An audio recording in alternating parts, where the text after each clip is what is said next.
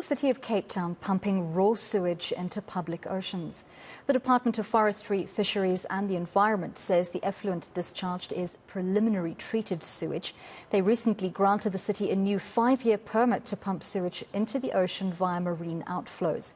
Political groups say that the supposed treatment is only a screening process and warned that a health and environmental crisis is looming if authorities ignore these concerns. To find out more about the implications of this, I'm joined now by Dr. Joe Barnes, Senior Lecturer Emeritus in the Global Health Department at the University of Stellenbosch. Thank you very much, Dr. Barnes, for joining us this evening. We don't like to think of swimming in a sea that contains, for lack of a better word, poo. But realistically, it does happen. So how much effluent is legal and when does it become dangerous? Good evening to you and good evening to our viewers. There has been for many, many years a claim that many cities across the world do it, and therefore it is normal and it doesn't matter. Unfortunately, all of those cities that are doing it across the world are now finding out that they are faced with an ever-increasing problem that's very difficult to turn around. The amount that the city is licensed to pump into the sea is about 54 million litres of raw sewage a day. That's a very large amount, and I think there are about 4 outfalls that we are very concerned about. That's a vast amount of untreated sewage.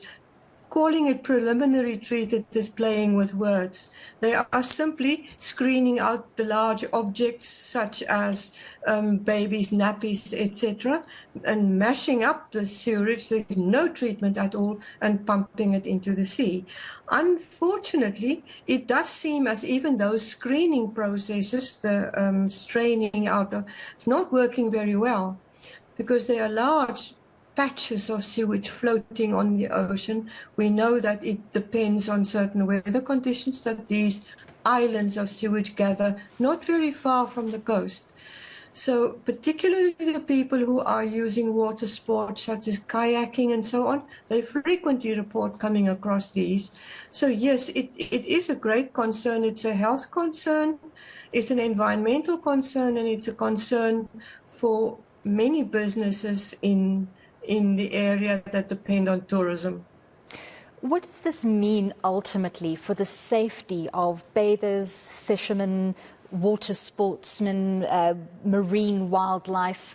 If this is, like you say, it's condoned across the world and it has been commonly practiced, is there an urgent need to change this for immediate public health? Yes, there is an urgent need. The United Nations has just brought out a report to warn, amongst many other things, that polluting water bodies such as this is, don't forget there's not only human poo in there, there's a lot of chemicals and plastics, what they call forever chemicals that don't break down, in there as well.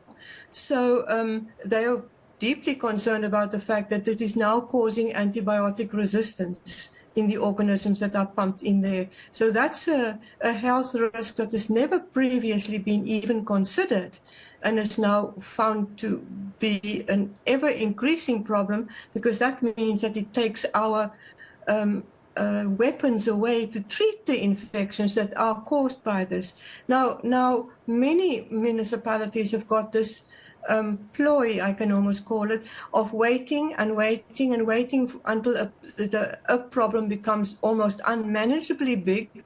In other words, they create the size of the problem, then they turn around and say, it's too big now, we can't do anything about it. So they have created their own defense so that they don't have to do anything about it. We're finding much the same here as well. I think it is high time. Nobody's asking them to suddenly solve the problem tomorrow, but at least to start trying to reduce the levels of pollution in that sewage that they pump out. And what would that entail? More detailed processing? Because we know that a big part of the gap is in the monitoring. So nobody is monitoring on a daily basis the levels of pollution. therefore there isn't a public outcry, therefore there isn't pressure. So for those changes to happen, what needs to be put in place in terms of policy? We desperately need better information of a lot of people involved in this and the general public so that they are aware of the risks. There's also a very big risk in the water under the sand. That's where the highest pollution gathers, where children play and build sand castles. That water under is the biggest carrier, or the most concentrated carrier. And I have found some of that in my research, but the world over, it's now acknowledged that pollution builds up there. So we need public awareness, and we need, to the best of our ability, to get the officials of various kinds and working in various departments on board to say, let us just, as the saying goes, start where you stand, do what you can, use what you have. We're not asking for miracles, but let's just start doing something about it, because nature doesn't forgive. This problem is simply growing. Can you tell us specifically, as far as the city of Cape Town is concerned, are there specific areas that are worst affected close to those outflow pipes? Yes, well, Camps Bay is the one that jumps to my mind, because the Camps Bay outfall is given on the city's website as being 1.4 kilometers long. Unfortunately, that is quite true, but it's only half the truth, because it doesn't run straight out to sea. It runs diagonally along the coast. So where the release of the sewage happens, it's about 700 meters from the closest beach. So, that's the kind of scenario we are faced with. It's all is not what they say. And you're quite right that we desperately need better monitoring, but the city has been appointed to monitor this. So that's, there are a lot of question marks about the monitoring. For a blue flag beach, they monitor, I speak under correction, but something like 3 times over the summer.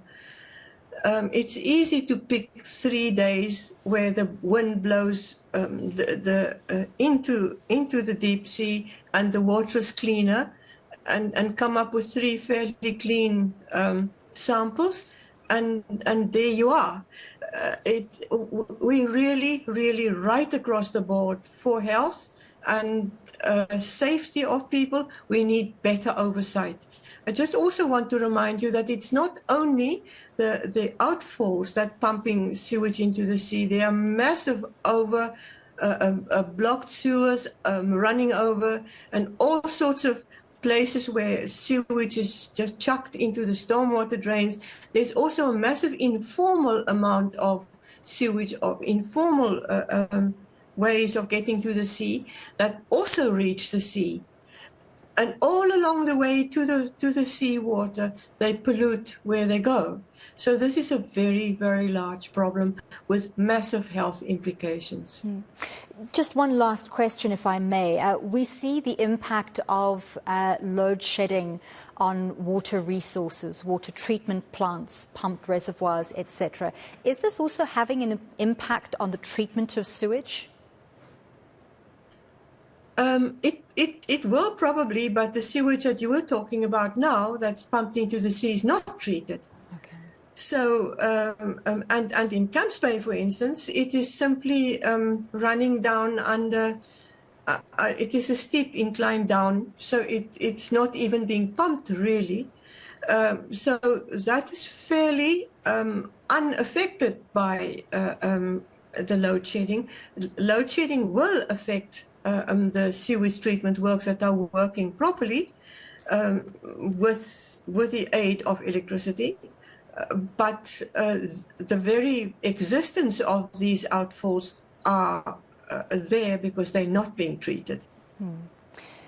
So load shedding in this instance cannot be used as a convenient excuse. But thank you very much for your time. We really do appreciate your insight, certainly very alarming, not only for residents of Cape Town, but for any beach where sewage is being pumped into the ocean.